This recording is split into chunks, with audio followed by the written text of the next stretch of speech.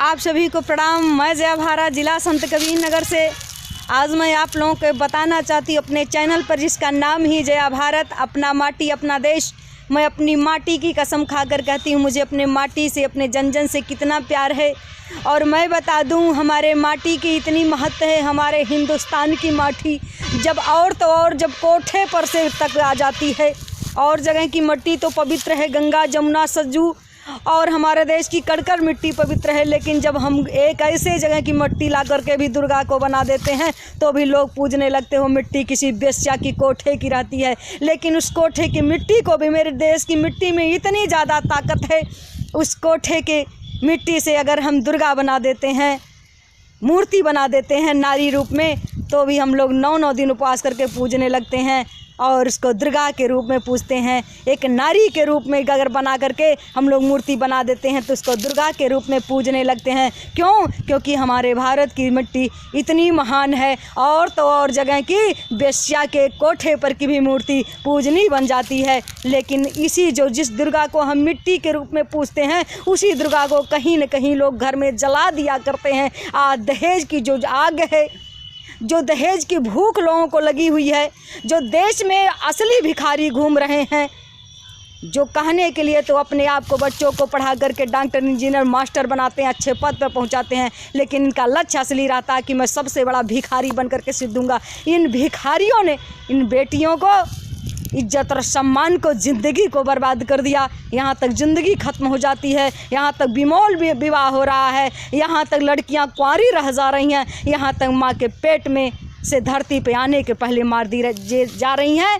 क्यों? क्योंकि ये दहेज दानों ने हमारी मिट्टी को शर्मसार कर दिया। मैं आप लोगों को बहुत सुंदर एक छोटा सा दहेज गीत सुना करके आप लोगों को बताना चाहती हूँ किस तरह से ये बीमारी बढ़ी हुई है। आप लोग सुने और शेयर सब्सक्राइब करें। सबसे बढ़ी के बा बीमारी है दहेजवा भारी राम, है दहेजवा भारी राम, है दहेजवा भारी राम। और सबसे बढ़ी के बा बीमारी है दहेजवा भारी राम, सबसे बढ़ी के बा बीमारी है दहेजवा भारी राम, है दहेजवा भारी राम, है दहेजवा भारी राम। और सबसे बढ़ी के बीमारी है दहेजवा भारी राम।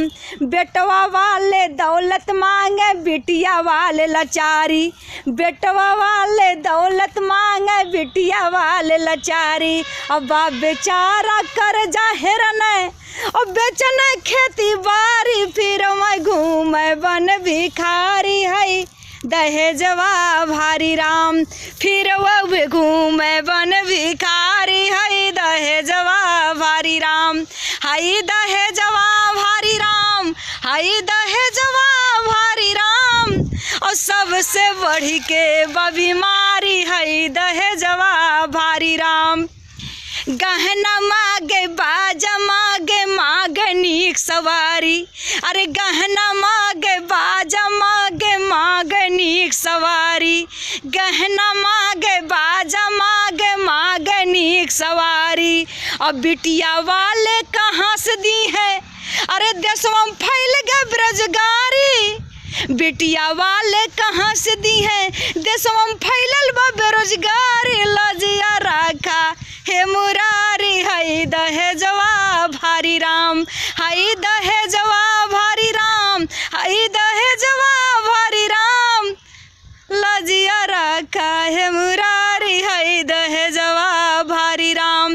मन चाहन पावे बाबू जो अपने ससुरारी, अरे मन चाहन पावे भैया जो अपने ससुरारी। अब कैसो मिले सुलक्षण नारी, तब देत दुई गारी, ऐसा निन कीमती हमारी है दहेजवा भारी राम, है दहेजवा भारी राम, है दहेजवा भारी राम। और सबसे बढ़ी के बीमारी है दहेजवा भारी राम। यही दहेज के कारण बहुत रोवे नरी और नारी, यही दहेज के कारण बहुत रोवे नरी और नारी। अरे बिटिया वाले कहाँ से दी है, अरे बिटिया वाले कहाँ से दी है, अरे जया भारत बिटिया वाले कहाँ से दी है जया भारत बहुत दुखारी। तो लजिया राखा है मुरारी, लजिया राखा है मुरारी, हई दहेजवा भारी राम। लजिया राखा है मुरारी, लजिया राखा है त्रिपुरारी, दहेजवा भारी राम। ई दहेजवा भारी राम, ई दहेजवा भारी राम। और सबसे बढ़ के वह बीमारी है दहेजवा भारी राम।